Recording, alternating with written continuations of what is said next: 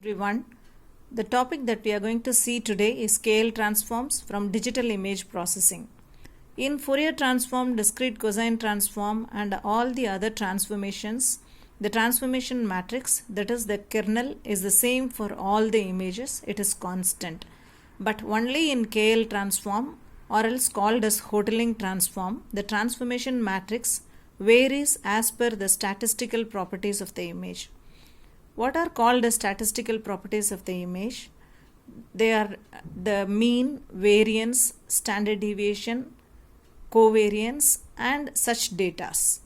So in order to apply KL transform to an image, the statistical properties of an image is required. The expression for KL transform is given by y is equal to a into x minus mu x. Y is the output transformed image. A is called as the transformation matrix. X is a vector that is formed from the input image. Mu x is mean of the vector x. Now let's see an example to explain the KL transform being applied to an image. Called example of KL transform. Here I consider a 4x4 image. So the first step is to find out the vector of the object in the image. What is called the object? It is a place of ones in the image. There are 4 ones in the image. Therefore, 4 vectors are formed with the xy coordinates. For example, the first one, it is 0 and a 1. The position is, therefore, it is 0, 1. And next, this one holds a position 0, 2. 0, 2. Similarly, the next 2 ones, the positions are 1, 1, 2, 1. So the step number 2 is to find out the mean of the vector x. How to find out the mean? Add the first 4 components divided by 4 and the second row components divided by 4. You get the mean as 0.75, 1.25. And the third step is to find out the covariance matrix. So the covariance matrix is nothing but x minus mu x and its transpose multiplied together. So first find out x minus mu x. It is nothing but what is the value of x1? 0 minus 0.75. That is the mu x. And consider that and its transpose. Transpose is this. Okay. So I have shown all the calculations in the right hand side of each expression. Okay. And then go for the next step of finding out the covariance matrix C2, C3, C4 respectively. Okay, and the calculations will give you all the 4 matrices in a simplest manner. Expected value of C is done. A mean of C1, C2, C3, C4 gives the overall expected value of C. So I have shown the calculation here for all the 4 positions 1, 2, 3 and 4. Add up all the C1 first value, C2, C3, C4 and divide it by 4. Similarly, all the 3 positions, all the 4 values are added up and divided by 4 and the overall C is obtained. Next step is to find out the eigenvalues and the eigenvectors of the above matrix C. So how do we do that? The covariance matrix is always a symmetric matrix, so it has to be written in this form. In the above expression, a minus lambda is given in these 2 positions.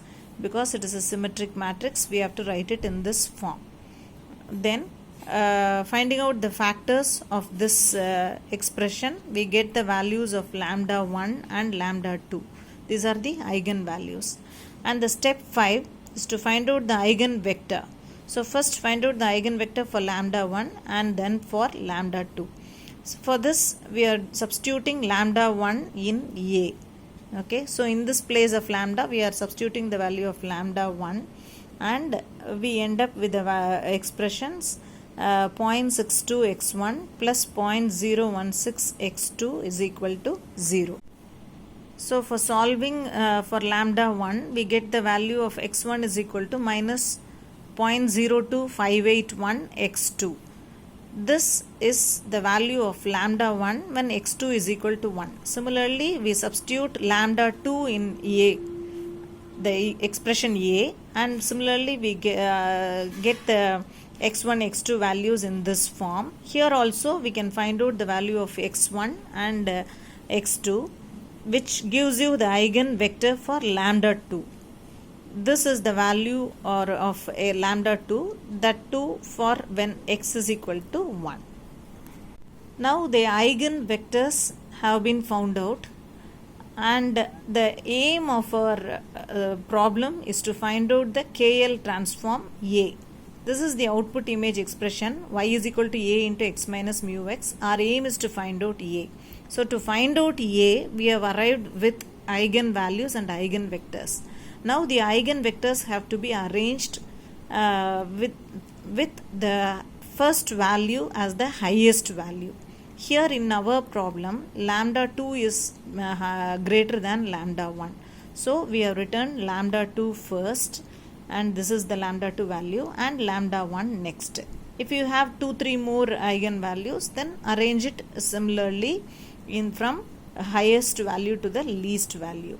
So the KL transformation matrix A is found out. Now substituting it into the output image expression, we can find out. We know already what is x. In the first page we have found out. We know the expected value of x. So now A is readily available.